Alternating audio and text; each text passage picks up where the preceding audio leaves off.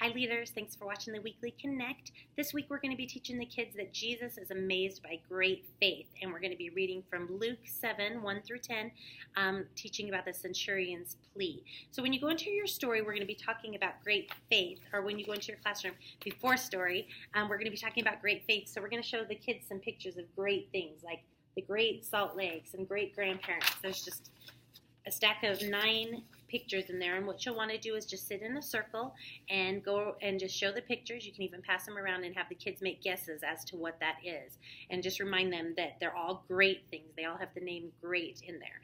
And then as you're finished, when you're finished with that activity, you'll start going into your story room and just talk about how Jesus is amazed at great faith. And we're about to hear of a story of a man who had such great faith that Jesus was able to heal through that faith. So you have your Connect question, which is, if you were a soldier in the army, would you rather march through the jungle or crawl through the desert, and why? So just get the kids interested in that, start talking about soldiers, and then we'll move right into the story of the centurion's plea. So the main point we want to get across is about this great faith. The centurion wasn't even a Jewish man. He wasn't in that community at all. However, he had such a respect and loyalty to the Jewish people. He even helped them build their synagogues. He knew that there was one true God. He was very respectful towards them, and he made great friends in that community, and he was well known, even though he wasn't a Jewish man. And when the time came that Jesus was passing through the town, many people in Capernaum had known this man, the centurion, who was a soldier, and they knew who he was. And so when the centurion heard that Jesus was in town and his servant was ill and needed to be healed, he had great faith, and he knew Jesus could do just that he could heal his servant. So he went into town and just spoke the words to Jesus and knew. He said, I don't want you to come to my house. I don't want you to have to become dirty, unclean, as they would say, and come to my home. I know that if you just breathe the words, if you just think the thoughts, that my servant can be healed.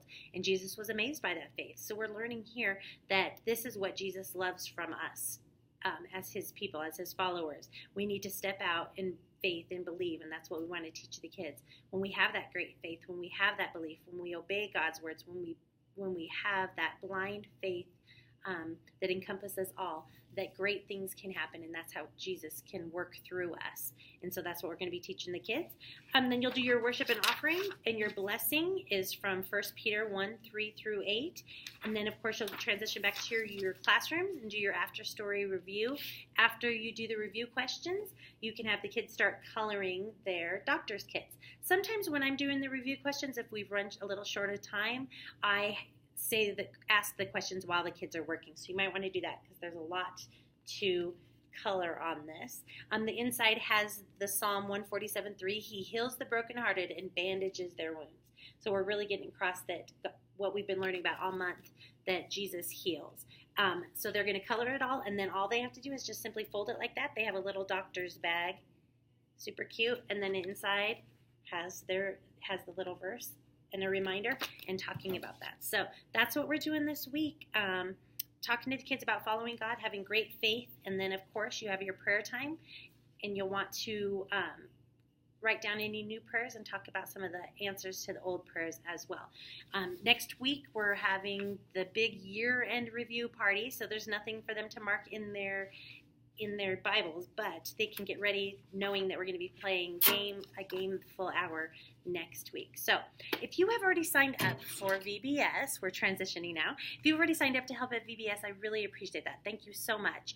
And I just ask that you would make sure that you have all of your references and your fingerprints and everything ready before going into the meeting, just so that you can get your free t-shirt. If you have all of your references, if you have your fingerprints, if you have everything turned in, background check, everything done, you can have a free t-shirt for VBS. So that'd be awesome for you to do. If you have not yet signed up for Vacation Bible School to Teach, please do that this week.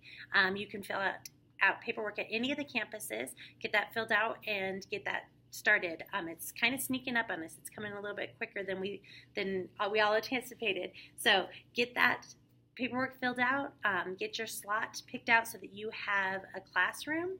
And we thank you so much for your continued help in children's, and we thank you for continuing to support us through Vacation Bible School. So thanks so much. Happy learning this week, and we'll see you. I'll be teaching right along with you.